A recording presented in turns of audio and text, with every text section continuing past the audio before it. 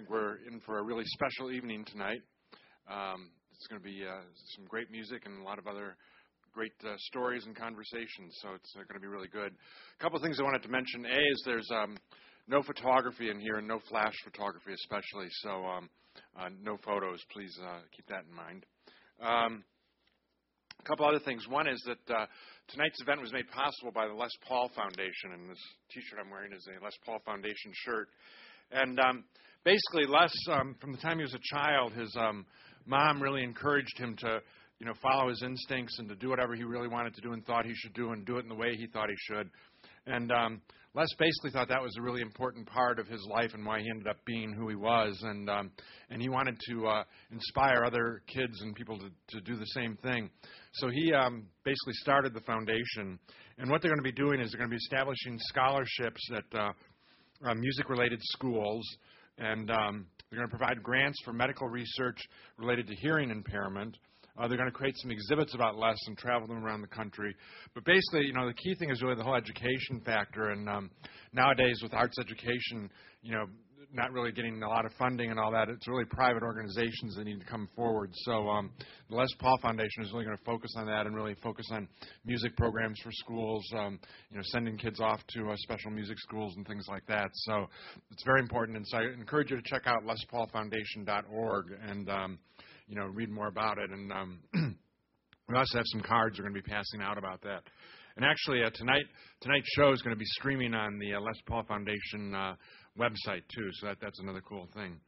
A couple other things I wanted to mention. One is that there's for those of you who were here earlier today, you may have seen we did a screening of a new DVD called Les Paul Live in New York City. And we screened that today, and we're also going to show it tomorrow as part of our Les Paul weekend events. But it's a great DVD of Les in performance at the club The Iridium, where he played for many years in New York. And it's actually for sale down in our gift shop, and it's brand new. We just this is the world premiere today, I think. And so just encourage people to try to get that. All right. So tonight we have the Les Paul Trio here, and like I say, really in for a great evening. These guys have backed Les for many, many years. Lou Pallo, the guitar player, basically played in the Les Paul Trio for about 26 years, but he's played with Les, for basically 45 years or more, so he's really, been with him forever. John Coliani is the piano player, and he started playing with Les back in 2003. And both of those gentlemen were here in Cleveland back in 2008 when we did our American Music Masters tribute to Les. So, and then Jay Leonhart, the bass player, also goes back years. He's before Les started playing at the Iridium in New York. He had a gig at Fat Tuesdays, and Jay would come and play bass on gigs both at the Iridium and at Fat Tuesdays. So these three guys have combined 100 years experience with Les Paul. So anyway, I'd like to bring out the Les Paul Trio. I think it's going to be a great evening of music, and let them take it. Yes.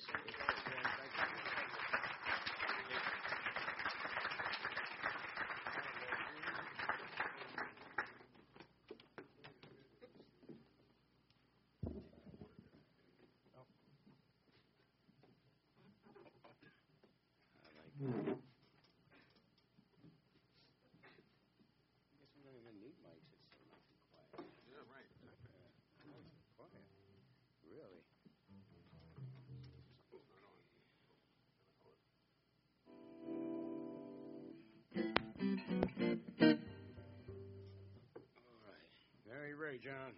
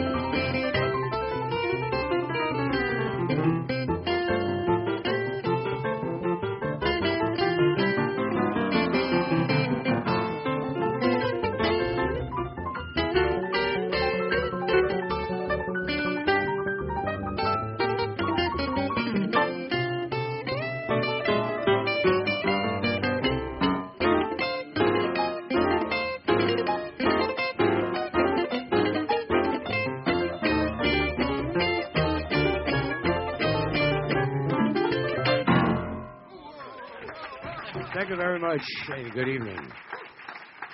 We are Les Paul's Trio, and I'd like to introduce each gentleman. This is John Coliani on piano. And over here, Jay Leonhart on bass.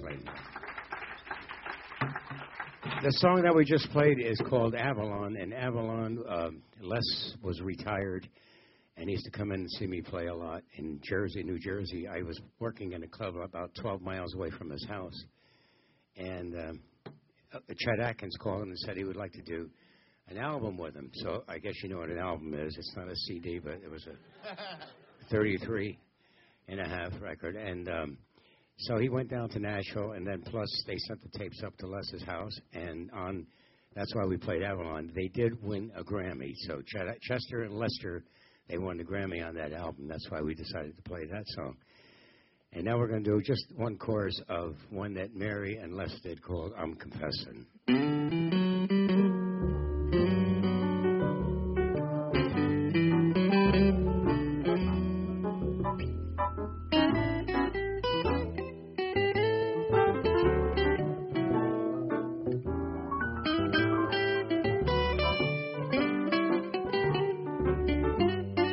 Like doing this to him. Oh, he's at that.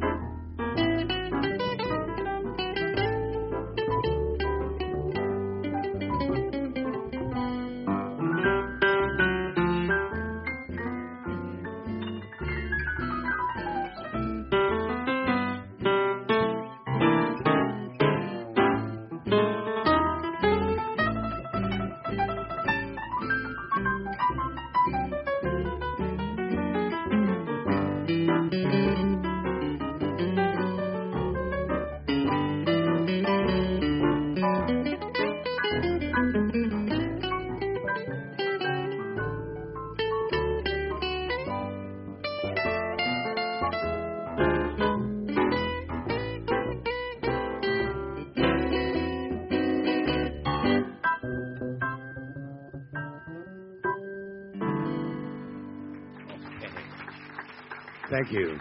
That's I'm Confessing. Now, the next song we're going to play is, we were talking about the 33. Now we're going to get into a disc recording. If anyone remembers a disc recorder, it was acetate and or plastic they had in those days. And the disc recorder, Les made a lathe with a Cadillac flywheel. He has it at the house. And what he would do is you'd have to have a needle come down, and it scratches into the record, and someone cleans the hair that comes off of it. And the next song we're going to do is on that wax. Now, he would record on one, have another wax machine here, play that back, and feed it through a mixer into the other disc machine that he had. And he would have to do that over and over. Now, if you make a mistake on this one, then you have to start all over again back to this one. So we're going to do his hit record of Brazil.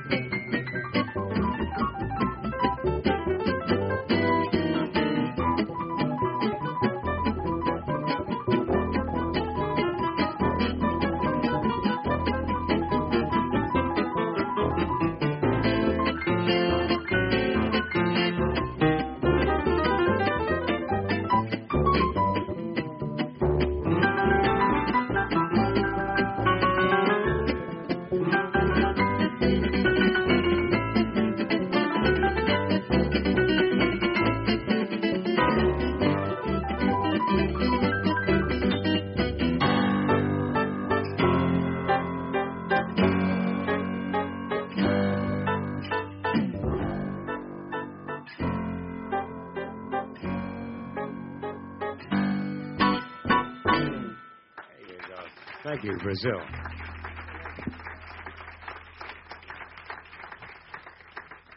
Brazil.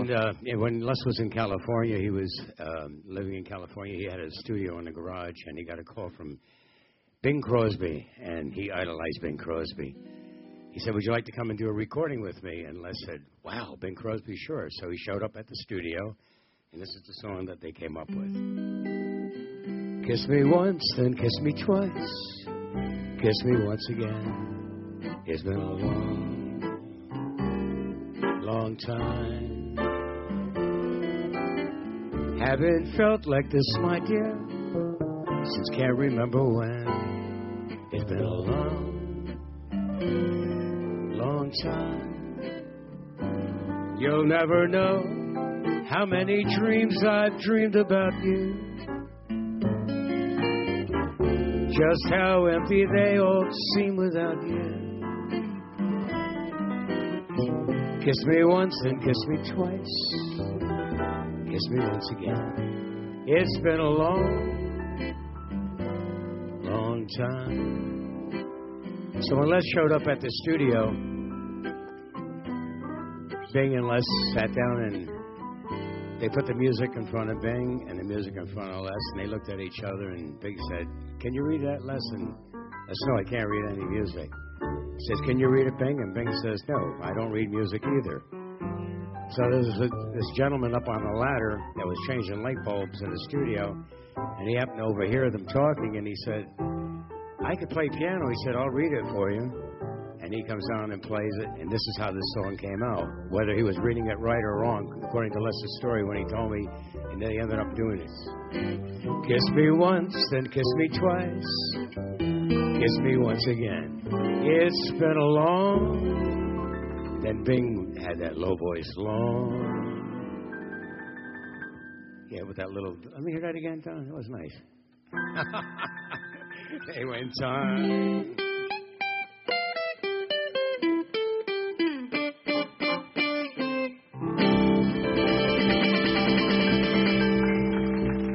Thank you. That's how he recorded with Bing Crosby, and that made it with him there. All right, John, you could tell a little story. Oh, yeah. Thank you for having us here to commemorate Les here at the Rock and Roll Hall of Fame. I speak for these guys.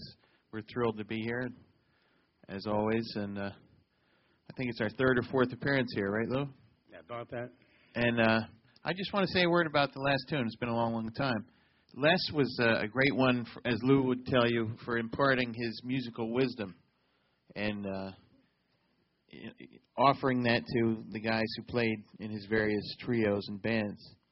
And in the case of that song, he told me a story about that recording session that Lou was just talking about with Bing Crosby, wherein he gave, another musical gem to hold on to. He said they did the first take of it, and Les was playing very virtuosic accompaniment behind Bing Crosby's vocal.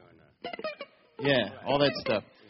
Because Les, as you know, chops means technique. Les had more chops than just about anybody around, right? So he was showing them off, and why not? But so they finished the first take, and Les is like, "Oh, that was great, huh, Bing?" And Bing looked at him, and they were listening to the playback, and Bing said, "We're a little busy, aren't we?"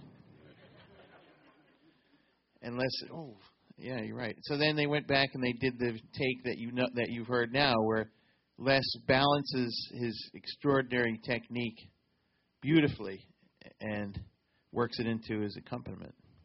Correct. So, and that's a good lesson for a musician. You don't want to upstage a singer, especially Bing Crosby, right? You want to enhance him. You don't want to bury him. So, Les used to give us little features, and he used to love to banter with us on stage. And, I do a little bit of playing in the, occasionally in the stride piano and ragtime, in addition to modern jazz and stuff. I also play those older styles. And I could simulate the sound of a piano that would be playing when a silent movie was projecting on a screen. In the olden days, they used to have the movie projector would be back there, and it would be playing. And then down there, about where you're sitting,